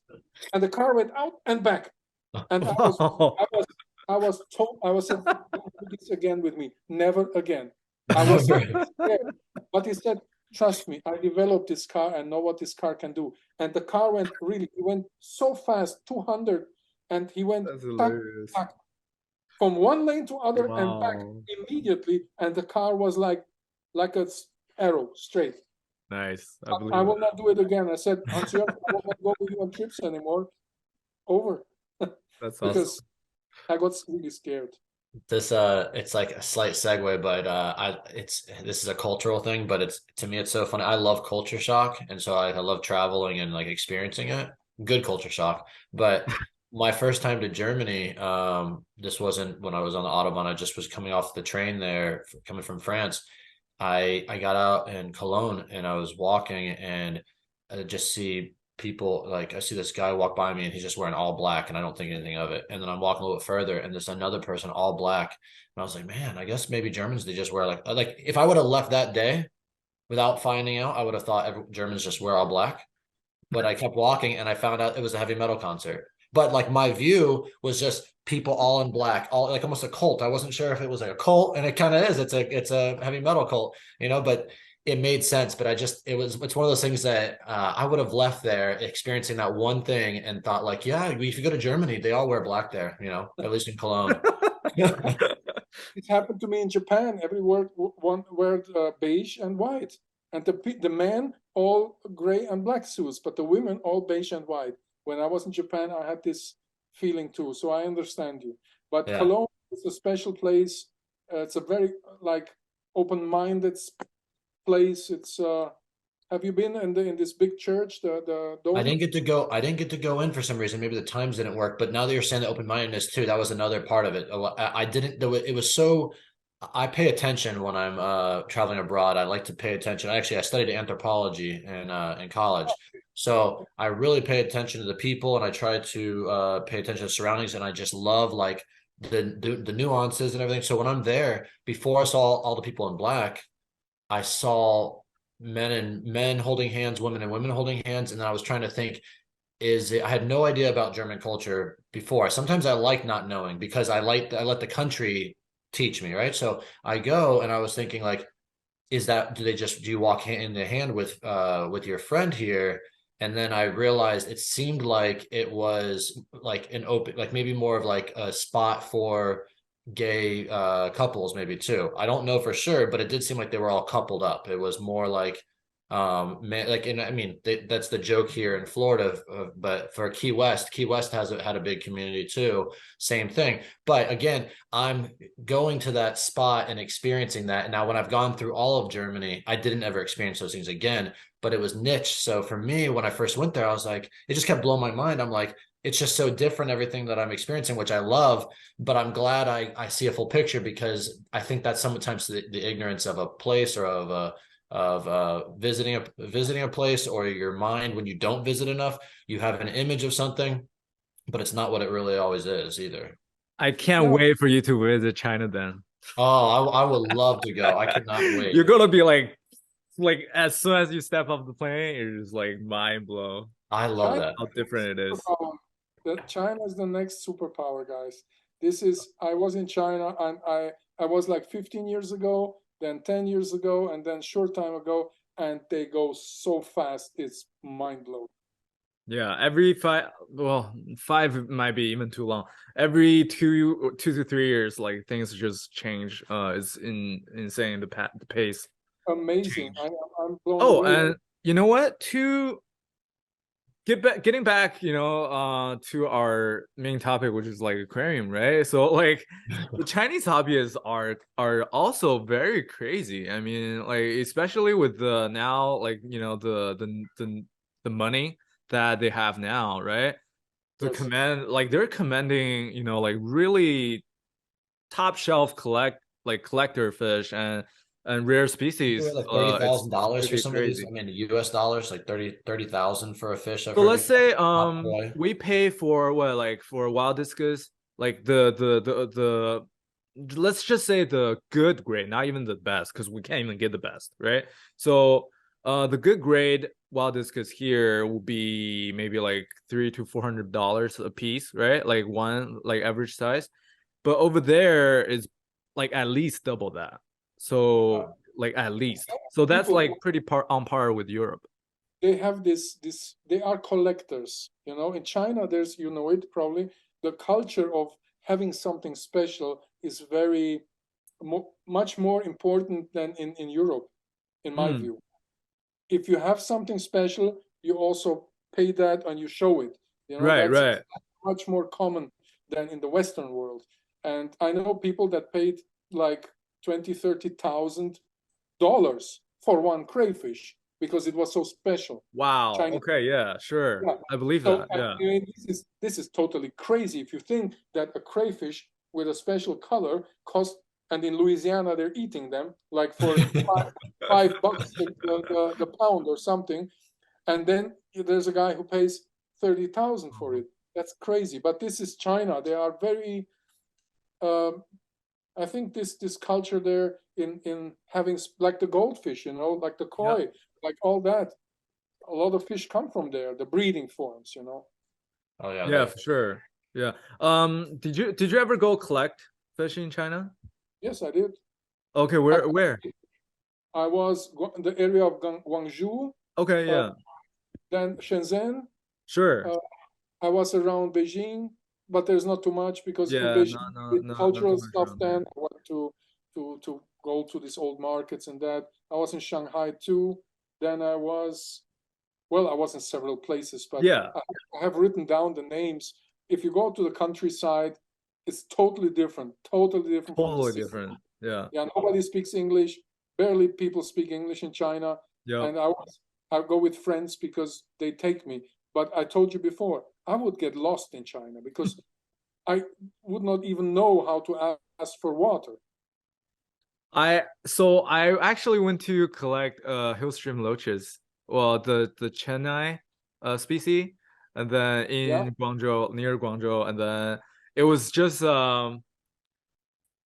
very inconspicuous. It wasn't even a river, it was a stream. It was just a stream on the side of the hill. And then the location that we went to, I guess like the locals just built up like a Buddhist temple like right next to it. And then so as we're getting into like this stream, it's like a very hilly stream, right? And then we got into the stream, and then there were locals right like just like right there bathing, showering in in the stream. It was funny, but yeah, the fish were there plenty, so they didn't mind. I collected panda loach in China. What I photographed, I didn't collect them. I left them there. Cool. But, I saw the natural habitat. I saw the fish in the habitat, but very few because most of them, of course, taken. There have been shrimps too. But yeah, I was with my friend Dilvin from Singapore, and he's Chinese, so he speaks the language. But for me, I could not. I know a couple of words now, but not to survive. I can survive in a lot of countries, but not in China, I guess. I'm the only I speak one language, so I can't even compare to you or Mark. But like this in But Sweden. but Yeah, English is universal now, so you I'm know. lucky. But now that over here in the United States, they talk about if you want to be good in business, you need to learn Chinese. Like you were saying, like you should be bilingual and it should be Chinese. Well, if you want to, And Spanish. what happened to you in Sweden? Oh, I was just like just silly that I didn't know. So I have family in Sweden, and I went to a rural part of it, and I hadn't I didn't know the language. And when they say like, hey, hey, like that to you, they say, hey. And I thought they speak English. As soon as I hear that, I'm like, hey, can you tell me about, and they're just, I don't know what you're saying right now. I'm like, oh, it's just funny how, like the language barrier right away, but I do know enough French to get around. I did learn that even though it took like years and years, I only know enough to survive. So that helps a little bit, but only when I'm in France. And so I know I would like to learn Spanish. I'm trying to have my son learn Spanish at his, like, he's going to a Montessori school. So hopefully, and they speak Spanish there as well. So it'd be really great because I feel like that's the best thing you can do for traveling is have another language in your back pocket. I think that, I mean, I've been in 85 countries, so I can tell you that it's always good to know a little bit of the language. And the only language I really struggle is Chinese. I mean, I speak Spanish because my wife is from Chile, so of course my kids speak three languages, and I've been a lot in Spanish-speaking countries, and French is around like 10 minutes from me. So if you come, I really invite you both um, to come and visit. Going to Strasbourg for have a nice food. Yes, I It's love that. always great because the French are celebrating eating like the Italians too. It's really different. It's not what you think. If I have friends in Italy, and if I tell them I put the noodles in cold water, they get really angry with me. No, it's not a joke. They I get know. really angry. They tell me I'm a barbarian. I have no idea. I should shut up and let them cook because we are barbarians. Everything what is north of Venezia has no idea how to cook. And they really celebrate, and the French the same. They eat for 3 hours. If they go out to dinner, they eat 3 hours. They are not going there eating and going away. And they don't do fast food. So it's very, very different. No, but that sounds it's something that we lack here in the United States a lot of times is like a true culture of kind of a community. And some places do it, but like that's something that I kind of wish I had, like the ability to go sit with people and actually, you can get someone to go out with you and eat once in a while, but like that kind of community style where you're sitting around and you're spending that much time together as a community or as a people. But these people in French, they do it even with colleagues because they close the business for 2 hours just to do lunch or 3 hours. That's the culture in France. And in Italy or in Spain, they have the siesta. They close all the shops from 11 to 4, and then they do siesta. That's normal. In Germany, not because they work too much. I think that we don't have a culture of good eating. We are just, yeah, Do too you busy. do you speaking about like the colleagues and like that, I don't know it I don't actually know what you do as like for work or if the hobby is your work, but do you have those kind of meetings with people and if it's not your work, do you have those kind of meetings with people over your talking about your books or like how we're doing it now, where like technically interviewing you? Yeah, I have that, but it's really different in what place in Europe you are. Yeah. And that's really in a small place like Europe, it's like just, I mean, from Spain to Romania or to Russia, how we want to see it, but so many different cultures, and they are different. So it depends on where you are. In Germany, yes, but it's more in Italy, Spain, France. They celebrate it more. And then now I have one more question that I just remembered that I never got the answer on. Someone had said, I never found the video on your YouTube, but somebody had said that you have used a fish tank to film before, maybe as a case. Did you stick a camera in through a fish tank before? Oh yeah, I've seen. I actually saw I that have never clip. seen it. I looked for it. I couldn't find it, but I had heard about it. It's on my Instagram. I swear I love, but I need a deep dive again. I mean, I did that because not everybody can afford housing. So I said, Right. I just put a camera in the house, in the glass, and you know what? It's much stable. You will see the video later. And if you have these fast flowing waters, putting the camera in the glass or acrylic, whatever, I Yeah. think both is okay. You can maneuver it much better. It's less Hmm. shaking, and it has the same outcome like a case. You can do that.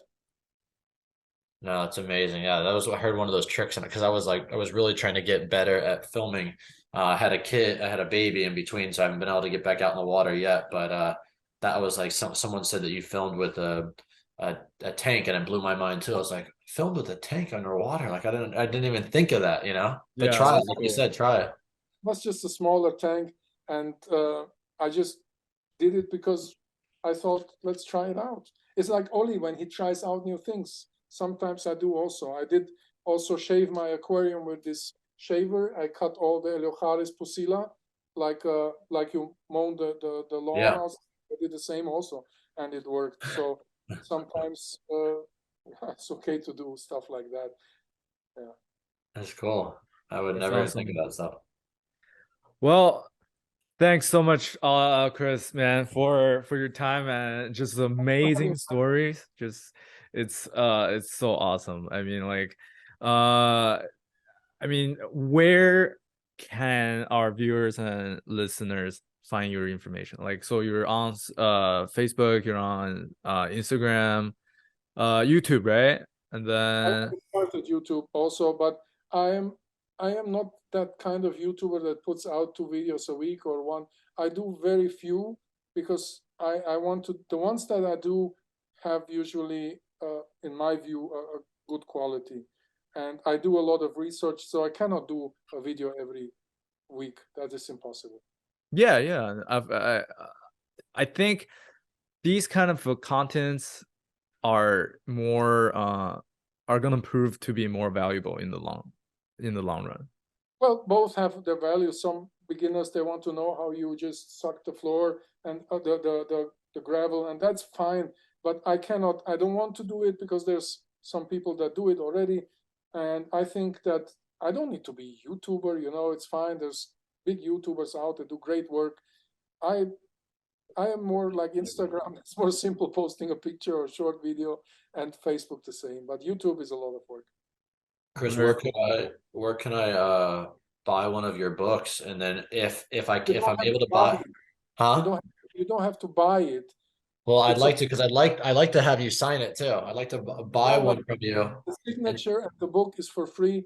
I have several books here, and if you come to visit me or we meet, just let me know. And it don't cost money because not everything in life costs money. So I will give you whatever you want, and I will. and you know So, what? Maybe we'll do a trade to that. You know, now that you're right, not everything costs money. Maybe I can bring you something cool for a trade. well, maybe I come to you in Florida, and we just Yes, spend together, and you pay the. Let's see where we can go in Florida. There you can is put on the river fee. You could also stay here for free too. My house there's would be. only nice places. Where do you live in Florida? I live right at the top of the bay, like the old Tampa Bay area. So Okay. I'm probably, you know, if you've heard of Three Sister Springs or Rainbow River, I'm Yes. probably an hour from there and, just driving up there. So I will bring you books and you will invite me when we go and see some of the springs and we explore together. So Let's do I'm it. planning to come hopefully in May. Yeah. Yeah, you let me know. I'll be there, and maybe Mark can Oh come too. man, yeah, I Now would he's love to thinking. join you guys. Yeah, Yeah, let's I'll do try my it. best. Come over. We can do nice trips. Florida has a lot to offer. It's a great place to film underwater. Yeah, for sure. And don't Absolutely. worry, Mark, you're not going to see many alligators. They're not they're there, but they're not out like the way you envision it in I California. think I'm So more worried about the snakes than alligator after I'm looking today's for them and I don't conversation. see them. You have to really like it has to be on the river too. I don't see that many. They're there. I have But seen as long as we're with Chris, it's fine. The yeah, snakes won't Crystal. bite you. Snakes will just kind of like go away. It's It can fine. always happen, you know, and I always see snakes. For me, it's like, okay, they are there. I'm a bit more worried about the alligators because when I get into this tunnel and I see this beautiful habitat, then, you know, I have seen alligators in Juniper Spring, in Yeah. Rainbow River, in all of these springs, I have seen alligators. So they are there. And Mark, sometimes I'm trying to be careful, but sometimes it's so tempting to just go underwater and yeah, they are there. Mark, that's a quick story of Rainbow River. I've gone down it my whole life, but I didn't appreciate it the same when I was little. Like I would go Mm. down the river, and it is a fast moving river, faster than it looks. So it's hard to film there too. But I love swimming, so I would swim away from my group, like my family, and I would try to jump out at them, like at different spots on the river. So I swam one day and I went right between all like the cattails, whatever, all the plants there. And I went right by this tree and I'm just waiting on them. But I know that they're going to be around the corner for a couple minutes. And I'm just sitting there underwater looking, and then I'm not even thinking about it. And I look behind me because there's cypress trees and their roots go into the water and back up. Yeah. And right behind me, just sitting there is an alligator. And I'm Oh like, my you God. know, he didn't ever move. He never messed with me. But yes, like, because I'm sitting there and you got to think I'm flailing my arms. I'm being a little kid, not thinking about it, just waiting on them. I'm like, oh, I'm going to get them so good. And then I just slowly turn around and I got myself, just the alligator right there. I came swimming out back to the group. But Holy again, moly. I've gone down River a lot, and I've probably seen alligators like Wow. near you like 4 times. And I'm talking about a lot, like my whole childhood going down So Rainbow. so so snakes are safe for Chris and alligators are safe for you. And then Yeah. when I get there, it's gonna be like both of them are If gonna you be see dangerous to us, me. if you see us scared, you'll know. That's the thing. Like for Chris too. Like when we've all seen a water moccasin going across the water, and they're like a fat snake, and they don't look. Even a person that likes snakes, you're like, holy crap, that's a water moccasin, and they are territorial, which is interesting too. Rattlesnakes are just letting you know they're there, they're hiding. And they're deadly too, right? Yeah, Water yeah. moccasins? They're Yeah. hiding. I mean, most snakes are hiding, whereas a water moccasin is territorial. So people have been in their canoe before, and I have not experienced this, but I have had a water moccasin come up towards us, but they couldn't get to us because we were on a dock. But people have had them get into the boat with them and try to bite them, Jesus. which is not normal. Most snakes are hiding. So, but I know I'm talking your head off with all my little Florida stories, but I really do. I'm on it, Chris. If you come to Florida in May, we'll try to coordinate with Mark. Mark, you could stay at my house. Chris, you could stay at my house too, but we might be able to just stay closer to the water once you come into town. And go. But I would definitely make time for that. I'll look forward to that. What book would you like, or both of you? What books? I have so many. Which one's you? The one I have one that's. Let me Maybe the see. one that the type that you're most proud of. I would love, like, or any, I don't know enough about crayfish. You heard me not know the anatomy and make a penis joke, and I didn't know that they don't actually have one. So I anything you have could teach me. one with these nice underwater pictures. It's called Oh Water. yeah. That would be nice. I don't know where I have it. I usually have it here somewhere. But this is a book. Let me show it to you. Yeah.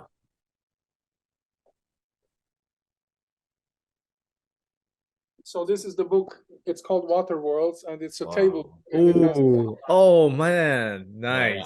nice. Let me pay for a lot of things to get that book. That's amazing. That's awesome. this is a book for both of you that I can donate you and can give it to you. Wow. Yes. Yeah, it's sold out, but I have 30 copies, so I just bought the last 30 ones to give to my friends.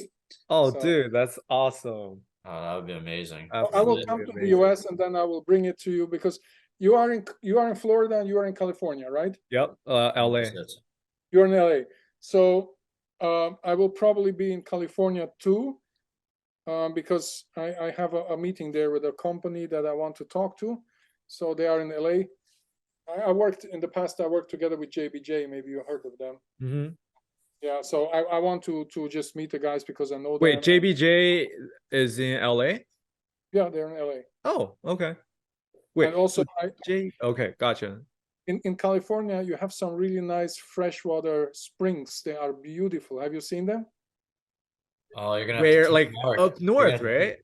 Up north, Shasta County. Okay, yeah, up north. Oh. Yeah, down south, like we don't have much of a nice I've been spring. in Shasta County and I filmed and photographed there, and you will be blown away. It's on Yeah, private wow. property, but I know When the you come people. through, yeah, like so maybe we can coordinate, like you come through when you're in LA, stay with me, and then we'll fly to KC together or something. I will go to Nevada, to Las Vegas, and because there's a place close to Las Vegas that has some really nice rocks. They are like these moon rocks for aquascaping. Hmm. I took Corey to, that's not far away from Area 51. Oh, And wow. yeah, and they have these volcanic rocks. They look like moon rocks. Amazing, very Wow. heavy, not light, but have all these holes and are brown. Yeah. And I want to pick them up and I want to drive with my car up to visit Corey in May. Cool. And then I will go to the other side, to North Wait, where's Carolina. Corey? Isn't Corey in Seattle? Seattle, yeah. Oh, okay. Well, I will take 1 or 2 days to drive up, but Sure. Yeah, that'd be amazing. That coast is amazing to drive up. yeah, I've been there. We played, of course, with my band in LA. There was a place called Whiskey A Go Go. Maybe you heard of it when you live in LA. Yeah, okay. I think I've heard of it. Yeah, it's on this where they have all these stars, and yeah, it was a big club. We played in this. But yeah, I mean, you are welcome to visit Germany, and I will definitely go to the USA. So That's awesome. That would be great. I can't wait. Definitely let us know the times and we'll make it work for sure. I'll take as much time off of work anytime to go out there and with the Shrimp King. So So well, Chris, real the Shrimp Emperor by then. Let's see how this goes. yeah. all right, Chris, quickly let us know your social media handles, and I'll also include that in the show notes for anyone who wants to follow you. Well, everybody who wants to follow me, I'm Chris Lukhaup. I'm the only person with that name on the planet, so it's so easy to find me. Chris Yeah, Lukhaup. can you spell it? K. No, it's more easy. Chris Shrimp King, then they will find me for sure. Okay, there we go. Okay, all right. I'll also include Shrimp that King. in the show notes, so Nice. everybody can follow you. All right, thanks again, Chris. Thanks Thank so you much very much. for being a part of the Thank you. podcast. We look forward to seeing you and talk to you very soon. Thanks. Very inspiring, Chris. Thanks to you also. Thank you. Thank you so much for listening. Before I introduce next episode's guest, I want to thank another friend of the show, Skylight Aquarium Lights. This is the light I've been using on all of my setups, including my clients. Their flagship model, Hyperspot, is the best light on the market. Not only it looks sexy, yeah, I just use sexy to describe an aquarium light, but its unique optical system produces beautiful shimmer effect, and the color spectrum is just incredible. The brand is from Poland and they are everywhere in Europe. However, they will soon be available in North America. So visit skylight.blue to find out more information. In our next episode, we'll also bring in a big name of the hobby, Ivan Makoji. He documents beautiful images and footages of the Amazon habitat. His video can be seen on YouTube, and he's even published great books. And he's also an artist, with artists and naturalists. So I can't wait to bring you guys the next episode of the show. All right, until next time.